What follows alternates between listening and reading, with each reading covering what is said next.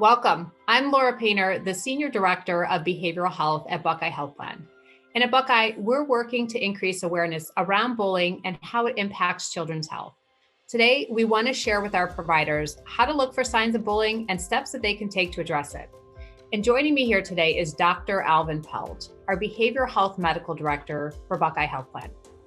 Dr. Pelt, studies indicate roughly 20% of students between the ages of 12 to 18 have experienced bullying within the last 12 months on school property, and less than half of the children that are bullied tell an adult. We know bullying is serious, but can you tell us a little bit about what is considered bullying? Bullying includes three things. One, unwanted aggressive behaviors, which is more than just horsing around. Two, observe or perceive power imbalance over someone. And three, repeated behaviors over time that have a cumulative negative effect. Thank you, Dr. Pelt. And what are the effects of bullying? Well, social research has shown that the impact of bullying often continues into adulthood. According to NoBullying.com, the movement against bullying, about 160,000 students per year miss school because of it. And that leads to 1 out of 10 students dropping out of school. These studies often report physical and mental health concerns such as headaches and stomach aches, depression and anxiety, and even suicide thoughts. Wow, those are some alarming statistics. So what are some of the signs our providers can look for in children that may indicate that they're being bullied? Well, providers can play a critical role in recognizing the following warning signs. But first, you have to know your patient and to be able to ask them open-ended questions. Some of the warning signs of bullying includes unexplained injuries, lost or destroyed clothing, like where's your coat? It can also include changes in eating habits, like binge eating or skipping meals. Sometimes kids come home really hungry because someone else took their lunch. They may have difficulty sleeping and nightmares. They may have declining grades and loss of interest in school. And I must make note that loss of interest is one of the key signs of diagnosing major depression.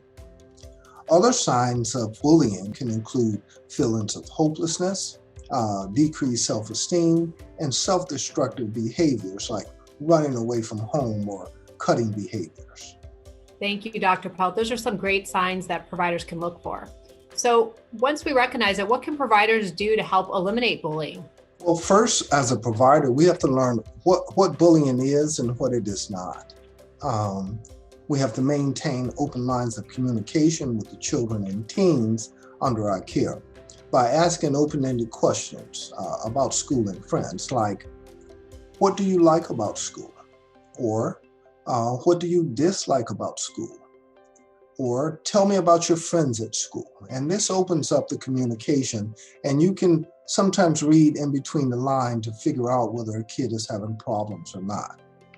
Also, we have to help children understand that bullying is not normal and that it's unacceptable.